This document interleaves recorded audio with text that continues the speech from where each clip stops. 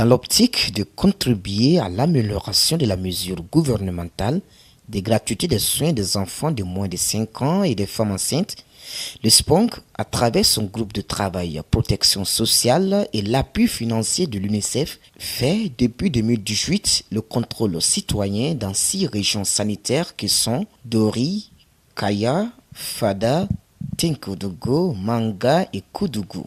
Après 3 ans de mise en œuvre à travers des activités de collecte de données, des activités de sensibilisation et de communication, des constats majeurs ont été enregistrés.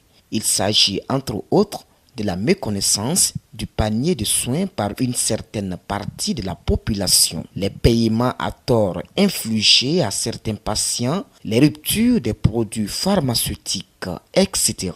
Face à ce constat et en dépit des actions de résolution déjà entreprises par le SPONG sur le terrain, des défis restent toujours à relever. C'est pourquoi un atelier est organisé pour informer et mobiliser les parlementaires pour porter les plaidoyers au plus haut niveau des décideurs en vue d'améliorer la mesure. Nous attendons des parlementaires parce que les parlementaires sont les représentants de la population au niveau du Parlement. Et nous attendons d'eux qu'ils puissent nous accompagner à suivre la mise en œuvre de cette politique de santé et sociale qui vraiment, qui soulage vraiment la population, surtout la branche générale, en l'occurrence des femmes enceintes et également les enfants de moins de 5 ans. Donc, il faudrait que les parlementaires nous accompagnent, qu'ils puissent jouer leur rôle de contrôle citoyen et qu'ils puissent également interpeller le gouvernement pour améliorer la mise en œuvre de cette politique de santé. Tout comme son conseil d'administration, les acteurs opérationnels du SPONG sont convaincus que les députés qui sont élus du peuple ont leur rôle à jouer dans l'amélioration de cette mesure gouvernementale de gratuité des soins des femmes enceintes et des enfants de moins de 5 ans. Et nous avons tiré des engagements que nous allons proposer à l'Assemblée nationale afin qu'on puisse faire un plaidoyer pour que les résultats, les constats que nous avons faits au cours de la mise en œuvre de ce projet puissent servir au gouvernement d'améliorer cette politique de gratuité. Parce que nous avons constaté quand même qu'il y avait des insuffisances.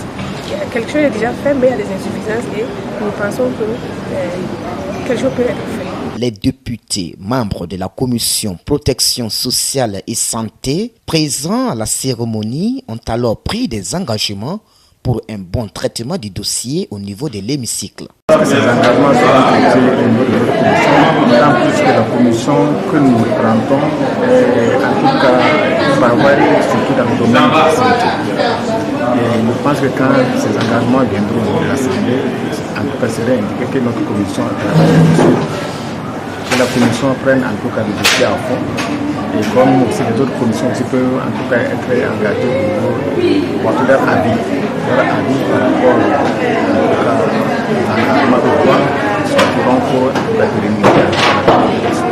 à partenaire technique et financier du projet, la présence de l'UNICEF à cet atelier est signe de l'intérêt qu'elle porte sur les actions de développement, en particulier sur les couches les plus vulnérables.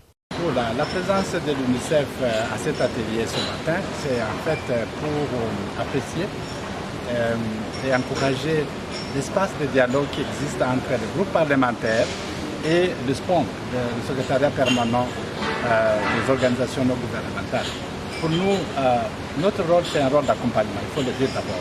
Nous sommes venus accompagner le gouvernement et le SPONG et les groupes parlementaires dans la mise en œuvre de cette mesure de gratuité des soins en faveur des enfants de moins de 5 ans et des femmes enceintes.